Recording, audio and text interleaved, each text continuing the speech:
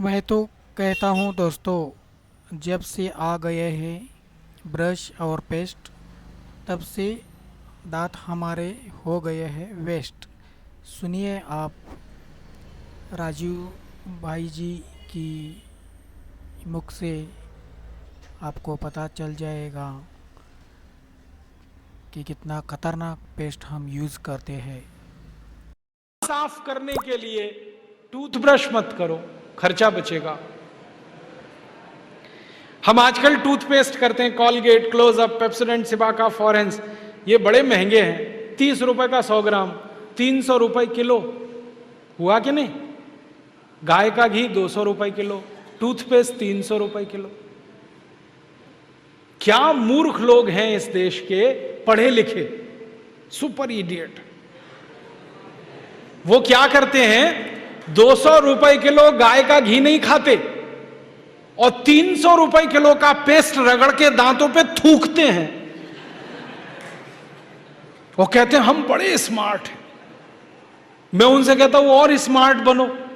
क्या कहते हैं, क्या करें? मैं कहता हूं ये 300 रुपए किलो का पेस्ट, इसको थूकते क्यों? इसी को रोटी पे लगा लगा के खा लो, गाय के घी से तो महंगा है। कितना फालतू खर्चा कर रहे हैं, 300 रुपए किलो का पेस्ट। मैंने एक दिन हिसाब निकाला था, एक आदमी रोज जो ब्रश करता है ना सवेरे का, तो एक बार के ब्रश में 1.5 से 2 ग्राम टूथपेस्ट इस्तेमाल होता है। तो अगर वो आदमी 60 साल तक, अपनी जिंदगी के 60 साल तक ब्रश करता रहे, तो एक आदमी का टूथपेस्ट का खर्चा 1,40,000 रुपए आता है 60 साल तक। एक पेस्ट आता है 100 ग्राम 30 रुपए का। जिंदगी में वो जितने पेस्ट इस्तेमाल करेगा 60 साल में, उसका हिसाब जोड़ा 1,40,000 के आसपास खर्चा। क्या फालतू खर्चा है, बंद करो ये, इसकी कोई जरूरत नहीं है। ब्रश को पेस्ट लगा के रगड़ने की कोई जरूरत नहीं है। फोकट का काम करो, दातुन करो, दातुन। भागवत जी ने कॉलगेट के लिए मना किया है। कॉलगेट था ही नहीं तो लिखा भी नहीं है उन्होंने कहा कि आप नीम का दातुन करें। और नीम से भी अच्छा एक दातुन उन्होंने बताया, मदार। मदार समझते हैं, मदार का एक पेड़ होता है, वो कहते हैं नीम से भी अच्छा है, क्योंकि वो और ज्यादा कषाय है और ज्यादा तिक्त। फिर एक है बबूल, फिर एक है अर्जुन। अर्जुन की छाल आपने पिया ना, अर्जुन की दातुन भी होती है। तो ऐसे 12 वृक्ष उन्होंने बताए हैं, नीम है, मदार है, अर्जुन है।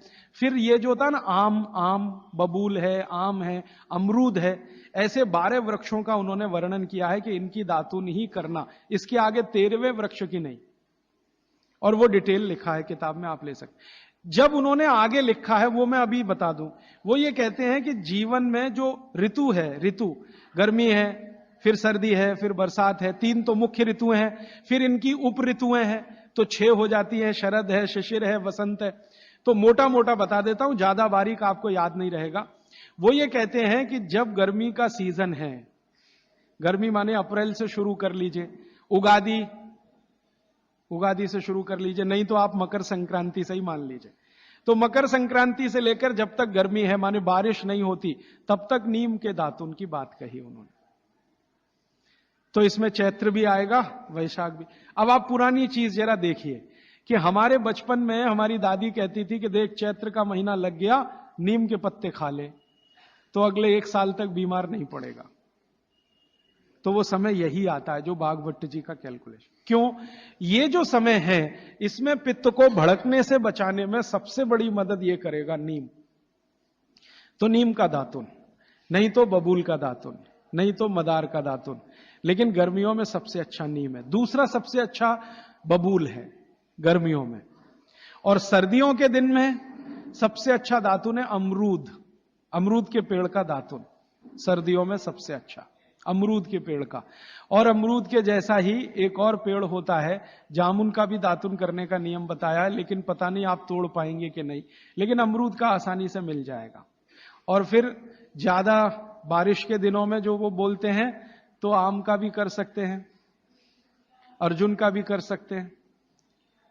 और आप बोलेंगे जी पूरी जिंदगी अगर नीम का ही दातुन करें तो कर सकते हैं, 3 महीने लगातार करके थोड़े दिन छोड़ देना, फिर 3 महीने कर लेना। वो थोड़े दिन छोड़ने का नियम ध्यान रखना।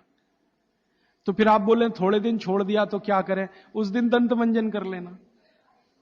दंत मंजन के लिए वो ये कहते हैं कि आप जिस एरिया में रह रहे हैं वहां का तेल, और जिस क्षेत्र में रह रहे हैं वहां जो उपलब्ध लवण माने नमक, और जिस क्षेत्र में रह रहे हैं वहां की उपलब्ध हल्दी, ये तीनों मिलाकर आप पाउडर बना के दांत पे घिस सकते हैं। ये बहुत अच्छा दंत मंजन उन्होंने माना। दूसरा दंत मंजन उन्होंने बताया है गाय के गोबर को सुखाकर जलाएं, उसकी जो राखी है उसमें थोड़ा कपूर मिला दें, थोड़ा सेंधा नमक मिला दें, बहुत अच्छा दंत मंजन। तीसरा वो कहते हैं कि जो त्रिफला चूर्ण मैंने बार बार आपको बोला, त्रिफला चूर्ण है तो इसको बारीक पीसें, दंत मंजन के लिए बारीक पीसना और खाने के लिए मोटा पीसना। तो बारीक त्रिफला चूर्ण, थोड़ा सेंधा नमक, बस मिला के दांत पे घिसें तो ये दंत मंजन। ऐसे 8-10 तरह के दंत मंजन है, 12 किस्म की दातुन है। तो आप ये जरूर करें, माने टूथपेस्ट बंद करें। अब क्यों करें टूथपेस्ट बंद, भागवत जी और आधुनिक विज्ञान को जरा जोड़ता हूं। आप पित्त के असर में हैं, जान लीजिए। सुबह सोकर उठेंगे तो मुंह में पित्त ही भरा हुआ है, लार जिसको आप कह रहे हैं। अब ये असर ज्यादा है तो इसको कंट्रोल रखना है आपको, तो इसलिए कहा ये दातुन अच्छी है। लेकिन अगर आप ब्रश कर रहे हैं, पेस्ट कर रहे हैं, तो क्या है उसमें, चीनी है, चीनी है ना, शुगर है। अब वो सैकरीन के रूप में है या किसी भी रूप में शुगर है, और शुगर और पित्त का झगड़ा है। तो सुबह उठते ही अगर आप पेस्ट कर रहे हैं जो मीठा है तो सर्वनाश है।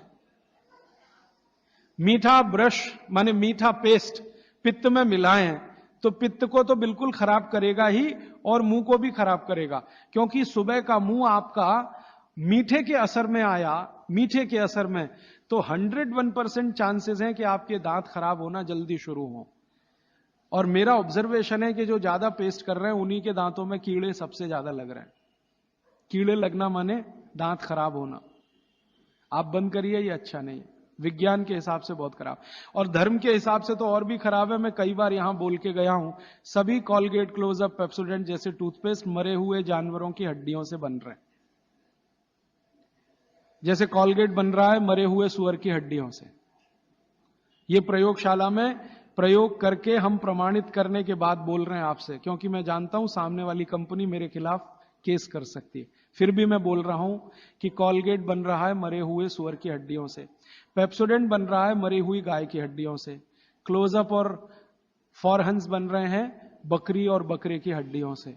और अगर आप शाकाहारी हैं, चुस्त जैन हैं और सवेरे सवेरे हड्डियों को घिस रहे हैं, तो कहां धर्म पालन हो रहा है।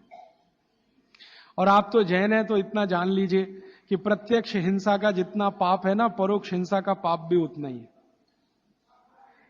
तो किसी कंपनी ने आपके लिए बनाया टूथपेस्ट, माने उसने मारा जानवरों को, उसमें से निकालने के लिए हड्डियां आपके लिए बनाया, तो पाप आपके ऊपर उतना ही है जितना उस मारने वाले के ऊपर है। तो कसाई का पाप अपने सिर पे क्यों लेना, तो क्यों ये कॉलगेट।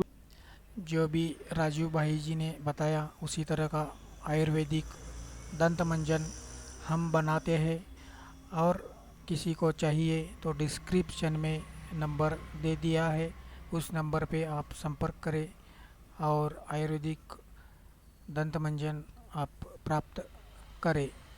Thank you.